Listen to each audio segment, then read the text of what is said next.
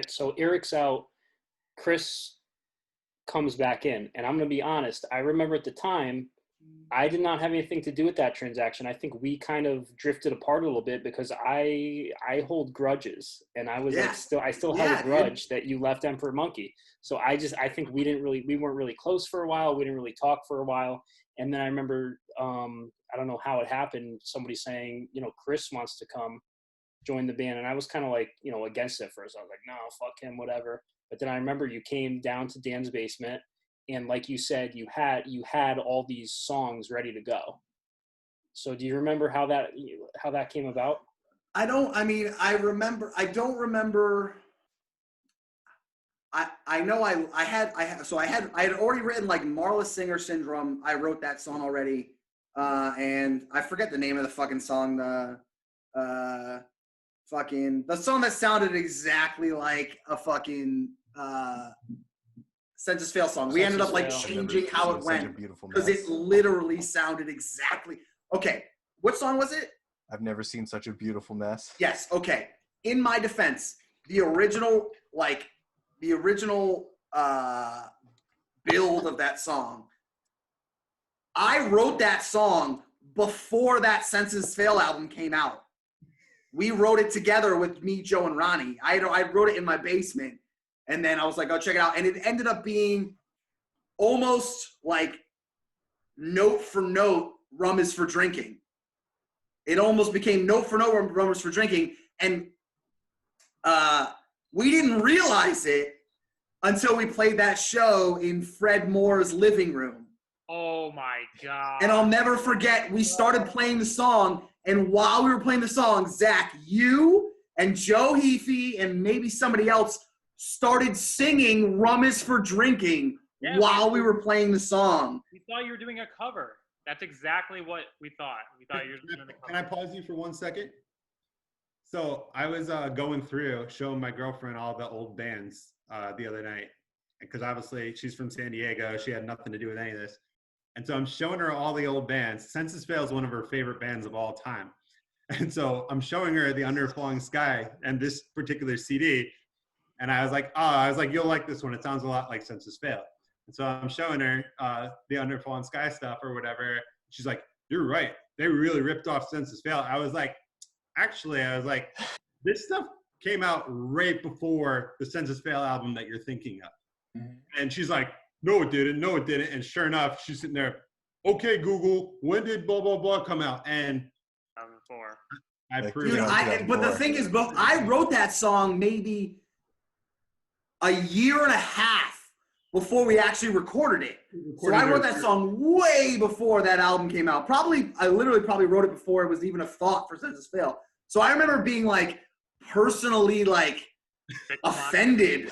And everyone was just like, you ripped off Census Fail. And I was like, fuck you. And I remember being mad because Joe was the one at Fred's house who was like singing along singing the Rum is for Drinking lyrics and being like, dude, fuck you. You know I wrote this shit a year ago. Like, you know that I did not rip this off. And it just happened to be like almost note for note, at least like the first like half of the song ended up being note for note, Rum is for Drinking. Which, I mean, I guess it is what it is. But, yeah, like that, I wrote that way before that album came out.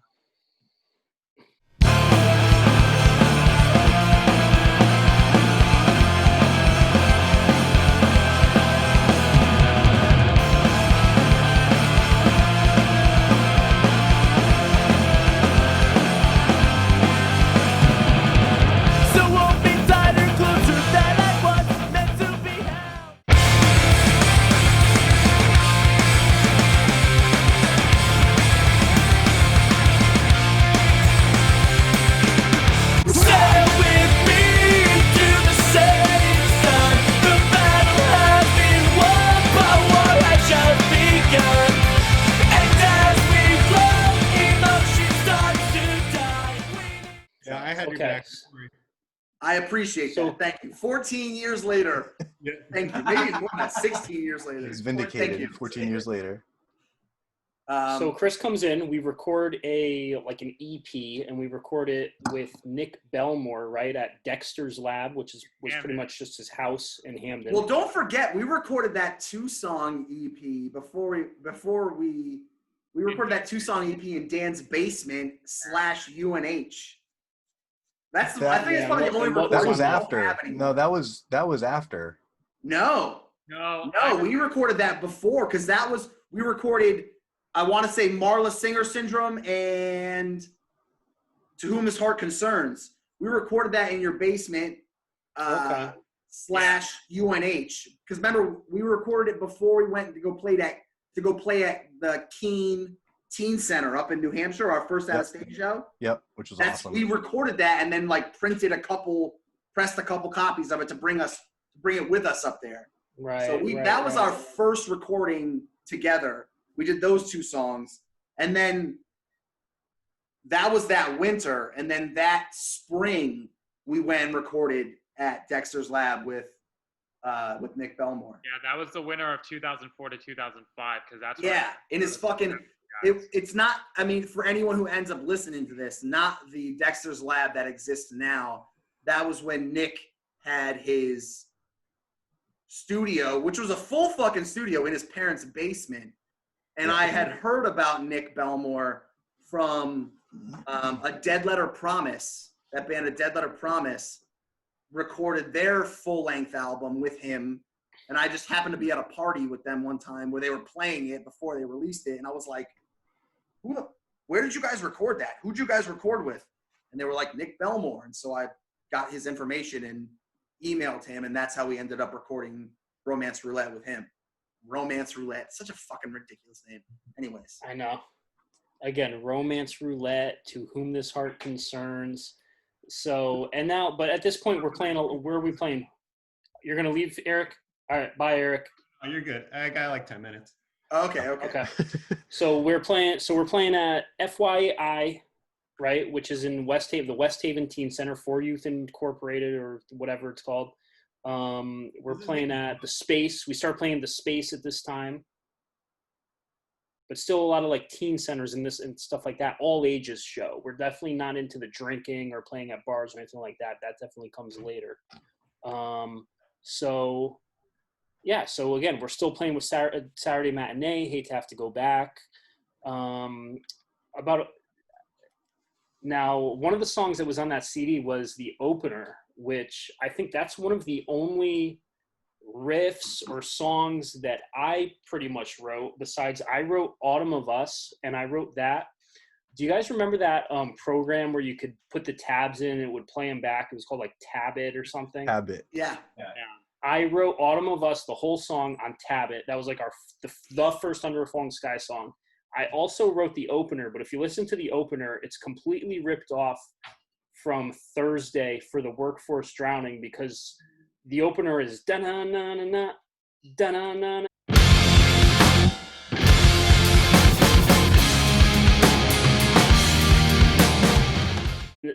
Thursday is da-na-na-na-na-na, da-na-na-na-na-na.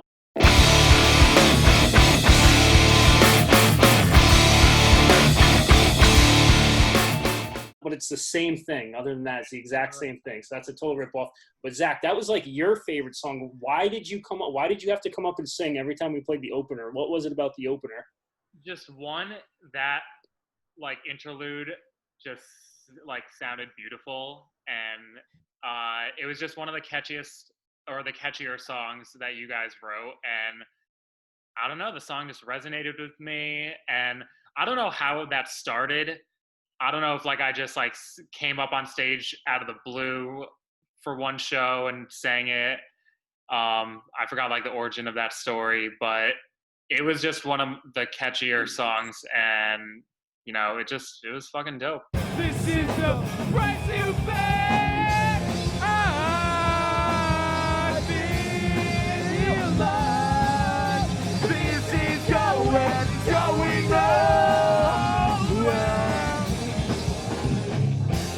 I feel alive. I am holding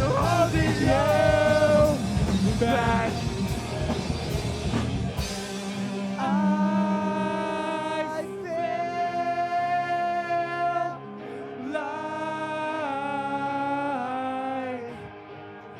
Zach Tarkin from Hate Time to Go Back. Going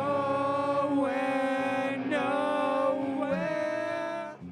Yeah, I feel like it just ended up being like we finally recorded. Well, because dude, it's funny because I thought about it 2 days ago. I listened to all of Romance Roulette on the way home from work, from like front to back.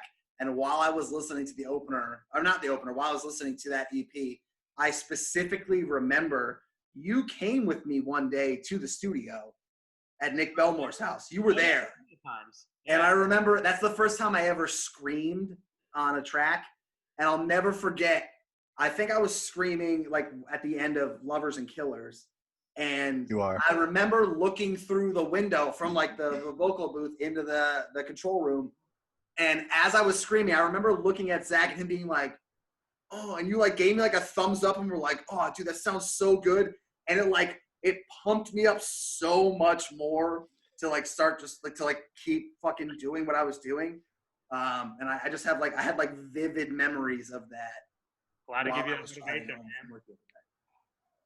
Right. Also, speaking of the opener, that's a great example of Dave's interesting lyrics that he had and how, you know, he didn't really, he wasn't one to be a stickler for grammar. Like the opener starts off with, this is how goodbyes go. This is how goodbyes go. This is surprise to me, which that's not grammatically correct at all. But I mean, you know, that happens in music just to have the syllables like fit the melody. But I mean, if you said, it's a surprise to me, now it's correct. But for years, but it wasn't surprise to me. It was surprise to me. This is surprise to me. This will keep killing me. This is how goodbyes go. This is surprise to me. But we thought it was all, remember, so it's funny. Before this podcast started, I was playing a bunch of shit for my wife, and I was just like, listen to this. And I played her when we re-recorded it in Long Island, that version of it. And in the first verse, he says, surprise to May. And in the second verse, he says, this is the price to pay. And that is because we all thought, as members of the band, he was saying, this is the price to pay. We thought that's what he was saying because surprise to May is not English. So, like, that's what we thought he was saying. And then I remember at some point he was like, no, I'm saying surprise to May. And we were like, what? And then, so I think we gave him a bunch of shit for that. So when we re-recorded it, he says surprise to May the first verse and then changes it to this is the price to pay in the second verse. And what was his reason for why he kind of sang stuff a little funny sometimes? Dude. Because he had what? Connecticut accent. Oh yeah, the Connecticut accent. Because he said no. I haven't. You know, like so side note. So a very funny story. I brought it up. So we're sitting in Dan's basement where we practice for the most part, and Dave is talking about something, and he's just like, yeah. You know, like he said something about like somebody had said to him or something about having a Connecticut accent. And we were like, dude, what the fuck? Like, what's a Connecticut accent? Because, you know, like a Boston accent, a New York accent, Southern accent, whatever. We're like, what's a Connecticut accent? And he was like, you know, he's like, I don't know, like, give me like a big word to say. Like, I don't know, like door. And he just, like, he was talking about a long, big word to say, and then he just elongated a 4-letter word, and it had no accent, like door. And dude, I don't know. We probably ripped on him for that for like 2 years. Probably more than that. Probably more than that. I mean, it's 16 years later, and we're still doing it right now. You're doing it right now. Like door. Oh my God. Definitely. All right, let's jump ahead to Steve coming in now. So Steve, what happened? What happened with the bands you were in? How did you end up joining Under a Falling Sky? You started to tell the story before. Yeah, I think I was playing Bonfire Fest, right? And you were there, Chris. I don't know who you were with. Who the hell were you with? Do you remember? Dude, I don't fucking remember. But they were. I remember being there. I remember while you guys played, I was standing like directly in front of you. Yeah. Like while you guys played, I was like up against the stage. Yeah, watching you're with like a group of your cronies, and I was like, oh shit, are we about to get into a fight right now? And they were all just behind you. Like you guys had made like a flying V shape. And you were dude, because like we knew each other. Like obviously, like we were the... cool because we were in a band together, but like we weren't like close yet. We weren't like super close as friends yet. It was just like, oh, I was in a band with him for like 4 months. We recorded this shit. Like he's an awesome guitar player. He's a great singer. And then I was just like, oh, like I gotta steal this guy. I know what happened after that. That seems to be the common theme throughout this: is stealing members from other bands, poaching talent. Yeah, poaching talent, dude. It happened with all of us. I think you saw me. You were there at that concert, right? And like I said, you tried to poach me immediately without any fucking hesitation whatsoever.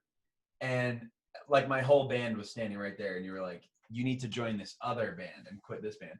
But then we couldn't figure out like how 3 guitarists was kind of like a new idea then, but someone was doing it, and I can't remember who. So we were like, well, maybe we'll just do that. I mean, Receiving in the Sirens was doing it. Yeah. Some band was one other band though. I forget who it was. It was that we were referencing. Wasn't Cartel doing it? No, it was that band. It was. Dude, like a metal it was they were on the same label as fucking. Someone big. They sang that song fucking. I don't even remember how the fuck it goes. Yeah, you do. Something here. Yeah. Hello, goodbye. What? Hello, goodbye. Yeah. Yes. Hello, goodbye. They were on some record label that was like a. Why would Hello Goodbye need 3 guitarists? Weren't they like electronic? It's That Hawthorne doesn't Heights. sound right, but maybe it was. Hawthorne Heights? No, yeah, Eric's right. No. Hawthorne Heights had 3. Yeah, because the Seekers played guitar sometimes one of too. them died. Right. So I saw him before they actually died. Actually, I talked to him outside. So So then, right. so Chris wants to anyways. poach Steve, but we already have 2 guitarists. Solution, we'll have 3 guitarists because Hold on. So a no, side note something too. happened before that. Yeah, go ahead. So we played. So Dave went somewhere for some Right, reason. that's what I was about to tell. That story. Dave couldn't play a show that we had for some reason. I forget what. And so we were like, fuck that. We don't want to cancel the show. So I taught Steve the Under a Falling Sky shit, and he came and played a show. It was I think it was like the West Haven Italian American Club. Yeah, it was at some like weird hall. Yeah. West Haven Italian American Club, and Some good shows there. yeah. So Steve came and filled in for a show, and I sang vocals Right. for that show. Wow. So he already knew a bunch of the songs. Right. So then cut to however many, like a month or 2 later, I was like, dude, what the fuck are you doing in this band? Like, just come join our band. Yeah. Come on. And then And you when did. Steve showed up, Steve, like Chris did, Steve came with a bunch of songs ready to go. And again, it was further in the direction that we wanted to go. You came with what became like the Escape Artist. That was the first song you brought to us. Yep. The Escape Artist versus the Runaway, which was another Dave Delvecchio title. The Escape Artist versus the Runaway. Yeah, I remember. You didn't name it. To He sing named about it. Electric. I remember having to quit the band with Dave and Mike, and it was like it was like a really big thing. It was like I remember going down into their basement. I remember there was some, I don't know. I had some like story going about why I had to quit, and I don't remember what it was. I wasn't lying. I was just probably enhancing. But I remember being like, I remember feeling so guilty after that. But yeah, and then I think I met you guys in Dan's basement like not too long after that for a first rehearsal. And I remember you coming down and, you know, bringing these songs, that one and what became To Sing the Body Electric, which is a Twilight Zone title, which I didn't name that either. That's a killer song. That's a killer song. And remember we cut parts out of that. That was like such a long song with so many different We parts. recorded that song like I stuff feel out. like 3 different times. Yeah. I think that whole album was awesome, actually. Like that whole period of time, those songs were we did really well with those. Yeah. So you came, but I remember that day that you came down. I remember afterwards, Dave's head was kind of hung low, like he saw the handwriting on the wall. Like, okay, now you have this kid Steve who can sing, who can write lyrics, who plays guitar. You guys don't, obviously we didn't really need 3 guitarists. And he was like, he was really bummed out and thought that we that his time was Days were coming to numbered. an end. Yeah, exactly. Which they weren't for a while after that, but I remember that, which is pretty interesting. So then first we play a few shows with 3 guitarists. I remember playing The space. We played this. Yeah, I I know remember we playing definitely played the space out of at state. Point Beach. We I played like feel out the of first state show we played with shows. 3 guitarists was Point Beach because it was also the first time we ever played 27 live. That was at Point Beach. that was like our hit single. Yeah. Dude, it was a great breakdown. Yeah. Dude, I remember playing a show in like New York, New Jersey, or something, with all 6 members of the Didn't we band. play- Well, we did Jay a ton of those wasn't- weird shows. We didn't have 3 guitars for that long. It was only a couple I know, months. I know, Yeah. I know. Yeah, At wasn't that most, a couple months. Because That was- Jay went to school at St. John's in New York, so like he couldn't Yeah. make it to a lot of shit anyway. So Right. eventually it just got to the point where we're like, He tried for a minute though, right? yeah, we did tried to try, make yeah. it work, but like, eventually just got to the point where we're like, all right. Oh, Oddfellows, the show where fucking Steve got electrocuted. Yeah. That was another one we played as a 6-piece. Dude, That I still remember seeing like in my imagination what looks like a fucking lightning bolt coming from the microphone. Like I remember just approaching it, and as I got this close to it, I remember just literally seeing like a bolt of lightning arc. just hitting my face. It happened twice. No, You got it happened electrocuted 3 twice. times. It happened 3 times, and I remember every time it happened, I was, I'm playing. I mean, every chord was some fucking open D chord or whatever, but I was playing, and then I remember just like passing out for moments and just playing like open chords, and then coming back to and just started playing again. And they were like, "Yeah, Dude, the that was, like, grounding, the so- grounding in here is bad." I'm like, "Oh, okay." So I almost died, but yeah, the grounding in here is bad. That was so harrowing. Like Steve almost died. I remember like That was Did you, like, such carry a him out, Chris? shitty show. Yeah, And well, like then yeah, I had to you like forgot a help him guitar. out, and I remember you went sat, dude, because I remember like me and you and fucking what's her name, Ashley, when you were dating Ashley, Yeah, sitting on like the steps outside of yeah, I remember. Oddfellows on the side, and you were like, dude, you were like crying because you were in like legit pain My head because was- you had been fucking electrocuted Yeah. like severely multiple was bad. times. And Yeah. you were just like, dude, like I don't feel right. Like my head's fucking pounding and all this other shit. And the funny thing is, like 2 hours later, me, you, and Dave got blackout drunk in Dave's basement, and you fucking threw up. Wait, but that's because everywhere. but that's because I took a bunch of Excedrin because my head was killing me. And Yeah. so the mix of those things, it was like the worst. I mean, didn't we lose a guitar at that show too? Like it was just the worst. My show of all- Gibson Well, SG. yes, the Got Gibson left SG, at yeah. that show of all show. time. And I never didn't saw it we- again. Didn't we get bumped or something like that? Like there was a band that was headlining. I don't remember. Jim was really mad. I don't remember. Yeah, it was that a the it was same a show? birthday party. The show that was was a all the birthday same party. show. Yeah, Yeah. you were. Yes. You were mad. You were mad because the headliner like bumped a bunch of sets. Or Well, something. no, This was This was a no. birthday party. This was a birthday party. Yeah, And the mom paid for who to come the play banner. the kid's birthday party. The The banner. banner played, yeah, and they were like So signed to that's how- Victory, I think, at the time. Yes, So in but it 2005, wasn't the banner's 2006 fault.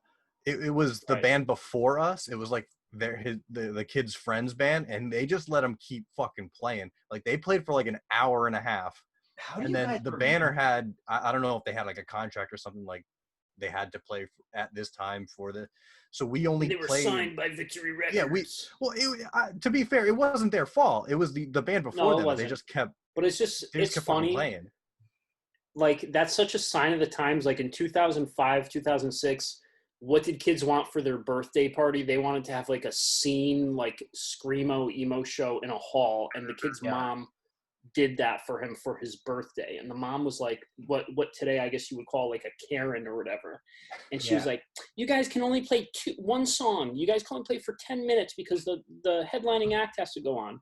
And afterwards I was like, and I didn't He get flipped out. pissed off, but I was like, lady, because she didn't realize we. Dude, no, don't say you didn't get Lugging pissed your- off, dude. You were No, I say fucking often, pissed. often. You were like, often. I didn't just get pissed drove. off, I right? remember you being like, I Yeah. just drove 18 exits. You counted the exits from your house to Stratford. You were like, I just Right. drove 18 exits. And my to come friend here to almost play the died. Fucking show. I want gas money. We want gas money. And she gave us the gas money.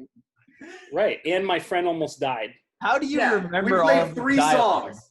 How do you remember all of this dialogue, dude? Like, Dude, I fucking remember it, dude. it's crazy. how you Actually, there remember used to be a video of us playing 27 out there at that show. Yeah. Oh, I think I still know. I mean, I think it's still on YouTube if you do some deep searching. I've seen it recently. I'd have to do some digging, yeah. But Real quick. So just to let you guys know how much I'm enjoying this, I just called my girlfriend a lift across town during coronavirus. So she's $18 on a lift. So that Eric, I almost died at that show. All right, she can get a fucking Uber. All right. we got Okay, so then again, Steve is. We all know Steve. Steve's a pretty big personality. Jay, he sees Steve. Steve is a lead guitarist. He knows his time is number 2. He's going back and forth to school, so he ends up leaving as well, right? So now we're down to. it was Dave. like very amicable. It was like, Yeah. yeah. So it's down to Dave, Chris, me, Steve, Dan, and I have to say, I think that might be like the Under a Falling Sky lineup. Like if Under a Falling Sky got inducted into the Rock and Roll Hall of Fame, like that's the lineup that goes in. What do you guys think? Yeah, it wasn't the tightest and most professional and best lineup we had, but I think, yes, when most people think about that band, that's who they think of. Wait, say that lineup again. The 5 Me, of us. you, Dan, Jim, and Dave. Who we went on tour with, Bridging the Gap. Oh, Who you're recorded saying. Bridging the Gap with. Oh, you're saying when Dave was lead. Okay. Like Yeah. that's like the core. That's Under a Falling Sky. That's who people think of when they think of that band. Most, I That's assume. fair. Yeah, I think that's probably That's fair to say. probably true. We definitely that definitely wasn't our best as musicians, but it was that's the time that's meaningful. Right. So Yeah, at that point, that's when we. What did we do first? Did we go on tour first, or did we record the CD first? We recorded the CD first. Okay, so that's We a recorded whole. first with Dave. Okay. First. One thing I want to bring up though first, before I say we record. Now, just to bring back in the whole component of being friends, we hate to have to go back. I remember us actually getting very, very tight. And I remember us playing a Battle of the Bands in Long Island that Yes. Hate to Have to Go Back also played. And I remember, and we won first place. No, it was this year's anthem. That wasn't was this yeah. year's Right, it they was changed. Anthem at So that point. Zach, you entered the band at this point, right? Yeah, You were with I was them. in at that point. Yeah, we battled. I have a lot of pictures from that too on Facebook. we lost. I was probably upset about it at the time, but years later, I listened to this year's anthem. Under a Falling Sky was the better band. Oh yeah, dude, that's because But dude, if everyone heard the first recordings, the first batch of recordings that we did with the original lyrics, that was like the better version of this year's anthem. It's true, and it was definitely that first time working with a producer thing that That pressure. He was there. He was at the show. He was one of the judges. What was Yeah, his Santo. name? So, Santo. Santo. I remember that guy. Yeah. okay, Anthony, so we played right? that Battle of the Bands. I think Joe, I think it affected Joe that we won that Battle of the Bands. definitely affected. I remember because we played before you guys, and Yeah. we've nailed it. never prepared and practiced for a show like we did for that because it was a $500 prize to win. Yeah. And $500 in 2006 was literally like Recording time. $1 million. Grammy award-winning album. I think recording time as well. Yeah, and a Yeah. recording time. Oh, Yep. yeah, and Yep. recording Recording time. time too. And so we practiced so fucking hard for that show. Didn't And then we didn't drove you down you and there and Steve we did went- or Steve flipped off of you, right? Isn't that where he flipped off of you? Yeah, and you guys practiced it. Yeah, that was the show. We did Yes. do that one time. Oh my God. Okay, but in Paramore flip. that was 100% a Paramore ripoff Yeah, from the Yeah, from that so fucking Pressure cool, though. album, from the Pressure video. I can feel the pressure. They That song's flipped so over good. each other's backs. So we had practiced that in your garage before then. A million. Yeah, I remember we played that, and I remember thinking after we finished, like, we just did really well. Like, we just played really well. And I remember Joe coming up to me and saying, like, you guys, I think you guys just won that. Like, and then you guys went and played. And after you guys were done playing, I think he was just like, yeah, like you guys are going to win this. Shook. He got in his head. But I do remember there was one other band whose name was like Under the Porch or something like that. The first word in the name of the band was Under. So when they were announcing the winners, they were like, in third place, so-and-so. Under the porch. And they were like, in second place, this year's anthem. And then they were like, and the winner is Under. And I was just like, because I thought they were going to say the other band's name. And they were like, Under a Falling Sky. And we were just like, we're the best band that's ever existed. Like, we just, dude, all of us were just like completely validated as people for winning this fucking nobody fucking Battle of the Bands in Long Island, which happened to be, I think, did we win that St. Joe's Battle of the Band too? We played a Battle of the Bands at St. Joe's. I think we did. I think we won that one too. Oh, yeah. I remember we won the first two, and then that one and the one in Long Island, and then ended up playing a couple Battle of the Bands after that. Then we got screwed on Trumbull Day. We were like, dude, that's the one. And then the one for the break fest or a break contest or whatever. Oh, well, that was that and we were like, fucking contest was dude, a scam. After that, we won those ones. We were like, dude, we're definitely gonna win these ones too. Like, who's gonna beat us? And we lost every Battle of the Bands we played after that. Yeah. Like, we never won another one after that. Well, the break I just want to say that. No, the break contest our name should have been Under the Porch. I just want to Under the Porch. Go ahead, Dan. Under the Porch. That should have been our name. That break contest was just basically whoever sold the most tickets won. Yeah. Wait, didn't like a girl playing violin by herself win? Yeah, they were called. She had a violinist, a guy with an acoustic guitar, and like a drummer and a bass. And they were like local. And it was in New Jersey. Like we couldn't get anybody from because it was. Yeah, Zach came. Zach, you came to that show. Wasn't that the same day that UConn lost? Yes, UConn lost to fucking George Mason in the Final Four that game, and I remember I was devastated. Dude, I was so mad at you. Steve was talking shit to me because he didn't understand my love for sports, and he was like, "Bro, who gives a fuck? It's just basketball. Like, get ready to play, shove up." And I was like, "No, fuck that. I don't even want to play anymore. This is bullshit. Who even cares? What is life?" Like, I was so mad. I'm still mad at you today. But we played really well. I remember being like, "Oh, dude, we fucking killed this." I think that was the first time we ever played 5 Characters in Search of an Exit or whatever we fucking named that song. It had like 5 Dangers of Dane. That was the first time we ever played that song. Wait, I didn't name any of these songs, right? No. Nope. I was like, this doesn't sound familiar as like I don't think I named these, but I remember them all, and then when they were announcing the winners. Them.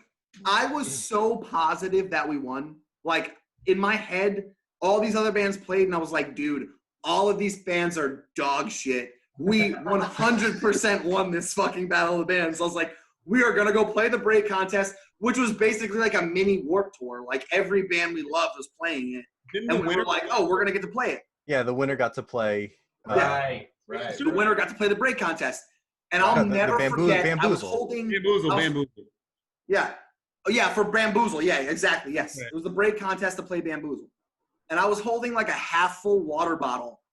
And they were literally just like, and the winner is, and they announced that other band. And I'll never forget just being like, fuck! And just like throwing my water bottle like into a group of people. Like, I turned into the biggest bitch. Everyone was like, fuck that! And like fucking stormed out. I was so fucking mad. And we drove home that night. And I went home and I got on my computer and I fucking messaged like the people running the break contest on MySpace and was like, I hope you assholes realize that you fucking picked a band with a fucking violinist and acoustic guitarist. They're going to get fucking laughed off stage and I can't fucking wait for it. You guys are pieces of shit.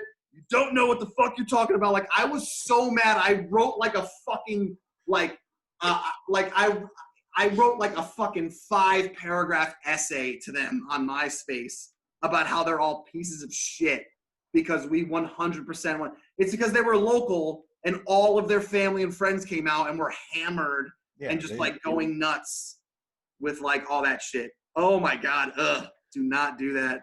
The worst photo ever. That's at FYI or FYE or whatever. FYI. That's at FYI in fucking West Haven. I love it. The fucking worst. Oh my God. It's a great shirt there, though. Chris. This kid. Yeah. Look at those fucking sideburns. Hey! That's awesome. Where are you getting these from, Steve? Facebook. The reunion page? There he is, dude. There's Jay. Jay. Yeah, dude, that's before you were in the band, dude. Up with that, dude. That was it. Look at that man. Burton hat. You had a fucking shelf. Like you had a shelf over your eyes. That was it, dude. Oh, what's this? Oh, about? Awesome pictures. Awesome pictures. Yep. Dude, oh my God. Dude, you know what's funny? I'm wearing glasses in those photos. Those are the first like promo pics we ever took. Yep. And I remember sitting at Dan's house and Jocelyn, Jay's girlfriend, like straightening my hair with a hair straightener before we went and took those photos. And those are her glasses. I don't wear glasses. I took her glasses and wore them just for the photos because it was more emo to be wearing like thick rimmed glasses. That's funny. Ugh. I'm The such only- a piece of shit. as a human being. Oh, The only there's shirt that matters. That's the shirt though, right there. no shirt, yeah. the That's only a shirt- Marilyn Monroe The shirt. dude. MySpace picture right there. The only shirt that anyone gives a fuck about. But wait, what's up? Oh yeah. Oh my God. Those look were at the little first Steven. promo pics we took Look after at- oh Steve my joined God. the band. Look at Dave's Everyone was so fucking bleached bangs. Bangs only. Oh my! I remember when he like showed up with those at practice. I was like, "What the fuck?" Chris only did the cowboy stance, dude, with his hands. Oh yeah, like hand on like my belt buckle. Yeah. Ugh. Dude, what about this being the best? I don't know what the hell just happened. Was All that Those right. bangs, bro. Wait, That what was about the the first bangs? time you ever played Dangerous of Daytime Drama. We played it at that show. I remember. So let's go into it real quick. So best hair of this era. Who the fuck was this kid, by the way? I've been trying to figure this out for 10 years. None of us He just know. modeled I our have shirt. no He fucking was clue just a who that fan. He is. was friends with Jay, I think. Bro, if you're out there, who are you? I really want to know I'm who pretty you sure are. he was friends with Jay. Dave might know who he is. The That was most- a very dope T-shirt. I don't care what anyone says. Can we do Oh, this real no, quick? dude. most emo t-shirt. The best and worst hair of this era. The best hair was Well, Steve. The best hair was Steve, and I'm gonna say I had the worst hair. My hair was dude. Okay, I have an afro. Like my hair's curly and grows out. My mother used to be a hairstylist back in the day. She was a hairstylist, and I made her chemically relax my hair Oh my so God. that it was like not as frizzy, and then I would straighten it That's before a I went basement out. show. I made her chemically relax my hair too. Oh my God! Yes, she did. I She remember chemically that. relaxed your hair too. Yes. Oh my God. My hair was pretty awful. And then I My did it. hair was awesome. I'm so lucky I'm not bald right now from all the fucked up shit I did to my hair, dude. I know it's so Steve, bad. if you were on your computer right now, you could just share your screen. You don't have to like video it like that. Oh yeah, there was a way. Yeah. I don't know. For a while, it was cutting At off the bottom, share Yeah, screen. share screen. See the green thing? Oh, on the bottom. It said host disabled attendee screen sharing. So fuck you, dude. Ah. Oh yeah. All right. Let me So figure that. we all had horrible hair. We all did horrible things to our hair. Oh my God, dude. It I really straightened did. my It was own so first. bad. I was straightening my own, but I was also wearing girls' pants. So Did you Yes, guys? this is the thing we brought up in our text earlier Yeah. with girls' jeans. All right. We all have to tell everyone our size. Oh, I have no idea. I don't know. Before we do that, let's just set the stage. So today, like skinny fit, slim fit, like fitted clothing Skinny is still jeans, pretty much yeah. in. It's not as like wearing skin tight jeans like it was during this time, but like, fitted clothes is like in, but you could go to, whatever store, you could get skinny jeans. Back then you couldn't buy skinny jeans, so you had to buy girl jeans, Girls' right? jeans. Yes. Okay. So go ahead. Where did you get your girl jeans, and what size did you wear? Wait, I got to go first. I mean, I'll go first because I'm guaranteed to have the biggest size out of all of you guys, without question. I wore the first pair I ever bought was from Old Navy. I wore a size 16 from Old Navy, which was the biggest size they made. I wore a size 16 from Old Navy and a size 14 from American Eagle. And the ones from American Eagle were literally like if you painted clothes onto me, how tight they were. It literally looked like I didn't have a dick. Like I had a vagina in those pants because of how tight they were. It was ridiculous. Here we go. What happened? Wow. I've looked at these before, but Jesus. Look at Jim with his fucking soul patch. Yeah. Look at Steve with his American Eagle. Dude, polo. what was my thing with the fucking American Eagle thing, dude? I only ever wore American Eagle polos with another shirt underneath them. And you look 10 years old, Steve. The pizza, Dude, the pizza and cut. Steve, you were notorious when we first started like being in a band like that, dude. For some reason, you were like, I'm gonna wear band T-shirts, but I'm only gonna wear them inside out for some reason. Yeah, what the hell, dude? I remember you had a for the what the fuck was the name of that band? I had a lot of weird. You had a Bayside shirt, right? Something Flame. Well, the Bayside shirt wasn't the band Bayside. It was Right, what's it was called? Bayside High from like Yeah. whatchamacallit? Saved by the Bell. Yeah, I don't know why I used to wear shirts inside out, dude. What was that? What was the name of that band? Fear for the March of Flames or something? Yeah. Yeah, I remember you had that shirt that you wore everywhere, but you only wore it inside out for some reason. Do you remember this show? You also had the Yes. Seosin shirt. The Seosin shirt you wore every day. Seosin, That's the show that we played. And I only wore Asics. Isn't I only that- wore Asics. Oh, yeah, we all Wasn't did. that in Everyone Stratford? only wore Asics, dude. It was the best. I only wore What Vans. show was this? Everyone else Was wore this in Stratford? Now, no, this is I think this is at Foreign High. Is it? Oh, right. Oh, Yeah. dude, I didn't play this show. Joe Heafy played guitar Yeah. at that show. I had a. But that we already was had my two senior- guitarists. Why did we need Joe Heafy? That was my Man, senior dude. year of high school, and I had a football game that night, so I Oh. couldn't play the show. So There's Joe Jimmy, played the dude. show. There's Yes, dude. Eric. Eric with his That's fucking Eric. noodles, Ibanez fucking duct tape guitar, man. Got stolen with the van. I waited like 3 or 4 months for that guitar to come out. Yep. Okay, we'll get to that too. That was a crazy day. Dave had dyed bangs. Yo, what was the That was the basement show. What was the name of that store in the Milford Mall? Journeys? No, dude. The place across from the Gap. It was like Journey? no. It was like cocktail attire. Express. Express. Yeah, that's Your where I used to jeans buy- were from Express. Yeah, that's where I used to buy all my girls' jeans. So let's go back to that. Let's go back to the girl jeans. Oh, also, finally, Abercrombie came out with like skinny jeans, and Steve and I both had like 3 pairs each. I never had girl jeans, but I got the skinny jeans from Abercrombie. Remember, Steve, the ripped ones that you just wore like every single day? Every day, dude. Every day. I ended up getting. Oh, there's that brand new shirt.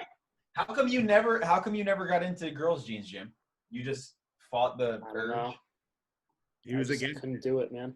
I didn't wear Jamie them until. Otfanoski from Top of the Fair, their bassist from Top of the Fair, was the first kid I ever saw wear girls' jeans. That's And I probably was the like, first I one remember ever. seeing it and being like, dude, what the fuck are you doing? Like, what are you wearing? Cut to fucking 6 months later, and I was just like, tightest jeans humanly possible. I'm in. Those are mine. I'll wear them. One tightest shirt of all time as well. Coming right The up. bled. Yeah. Remember Oh, this yeah. guitar? This was that Fender we were talking about. Dude, how about Dude, the this is super dude, scene Steve. girls that were at This all is these shows? that show is the night afterwards.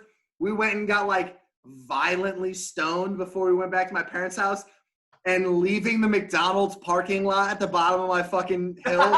You crashed. Steve was so high, he blacked out in the car. He passed out while he was driving and crashed into the back of my car in the middle of the parking lot. That was the most awkward day of all time. Oh my God. Look at that hair. I by far had the worst hair. Look at that shit. Horrible. That's Karen hair. Like I'm asking for a manager with that hair. Horrible. Look at that shit. Oh, trouble. Oh, look at it. Oh my God. Yo, you were today, dude. That's a dope Bayside shirt though that I was wearing at that show. I was going to say, so at this point, originally, none of us drank or anything, but as we got older and we started playing like Point Beach, everyone was drinking and everything, Sorry, that was my dog. Oh, remember how sloppy those Point Beach shows would get and how violent they would get? Dude, that one in particular, there was one show at Point Beach, which we talked about. I forget the name of the band that put it on. They were like an indie band. Their bassist was like the one who put the show on.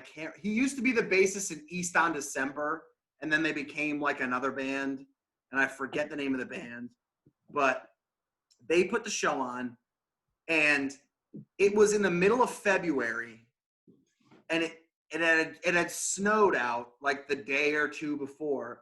And it was so – because you guys remember at most of those shows, 50% of the people at the show were inside and 50% were just hanging out in the parking lot. Yeah. You never had everyone inside for a band. It didn't matter who the band was. You never had everyone inside. Shots. And this one show, it was so cold out. It was like 5 degrees outside. So everyone was inside. And we played – and I remember, dude, kids were like dancing and fighting to like these indie bands, like no breakdowns, anything like that. And Wait, was that the time that dude had bricks in his backpack? Yes. That was the time, dude. Okay. We're playing. So we start playing and we were never we were never heavy compared to like other bands. I mean, depending on the show, we might have been the heaviest band, but we weren't a heavy band. And Steve, go back one. And 3 sleeveless, bro. We were all sleeveless. That was the theme. Bands at UNH. That was the theme. Where we played, you had to play the Michael Jackson cover. We all wore sleeveless for that show. Like we made a decision to all go sleeveless for that show. But so this Point Beach show, it's like 5 degrees outside. Everyone's inside for this show because it's so cold out. And I remember we go on, and I remember knowing ahead of time, I'm like, we're by far the heaviest band on this like fucking on the bill on this docket. We're the heaviest band playing by far. And this is Jim's like flagship picture as far as I know. Yeah, that's look at those sideburns. I was like, we're by far the heaviest band. I was like, people are gonna go fucking nuts for us. And I remember we start playing and shit just starts getting out of control. Like kids are fucking punching each other. Fucking DJ Rourke rips a leg off a fucking table and starts dancing with the fucking leg. Like some kid got punched in the head. Another kid, I'm pretty sure, broke a rib. Like it was crazy. And I remember we're in the middle of the set. I'm singing into the mic.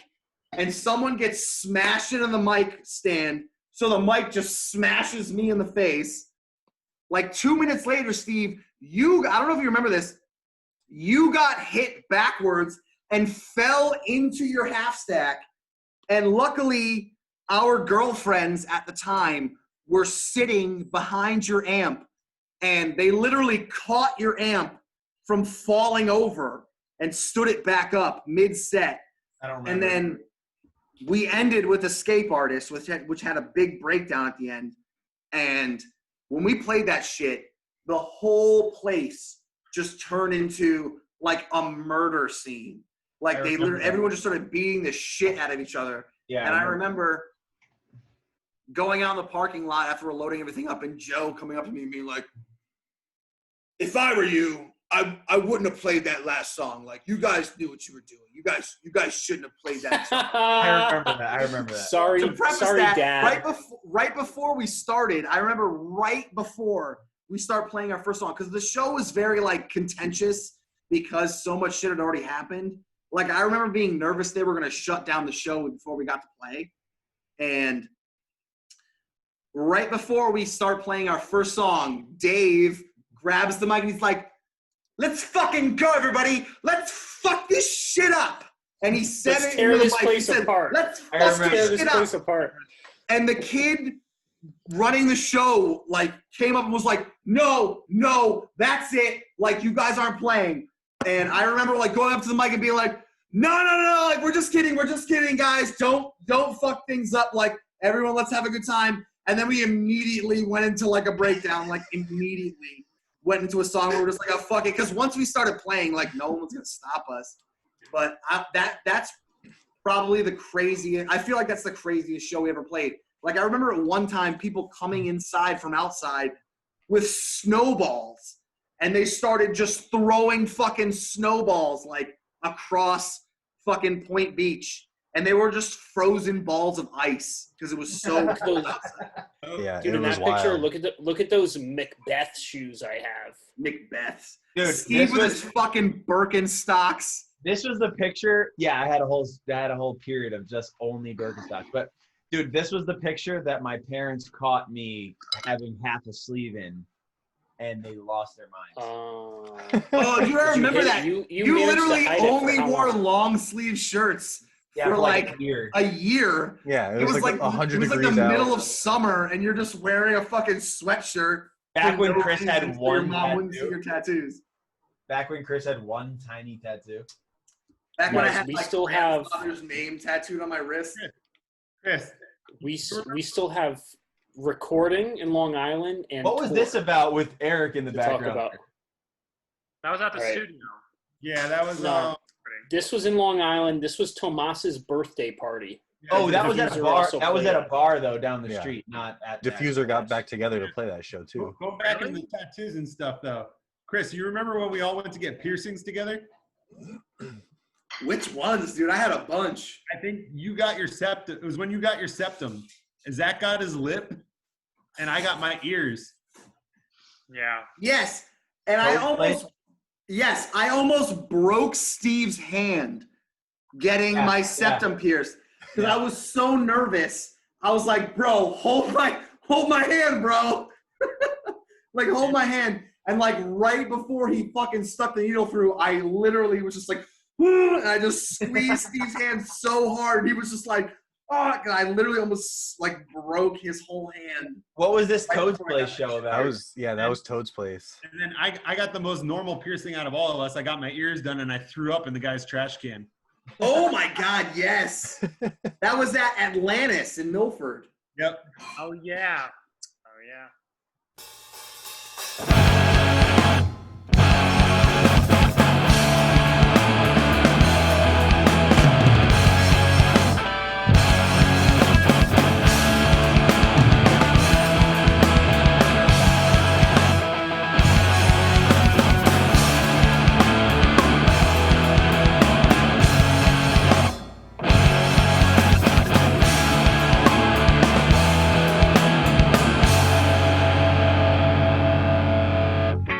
Let you never hear this is surprise to me. This will keep killing me. This is how goodbyes go. This is surprise to me. This will keep haunting me. So hold tight, so hold on. Let's just let this go. Let's just let this die. And I feel like this is going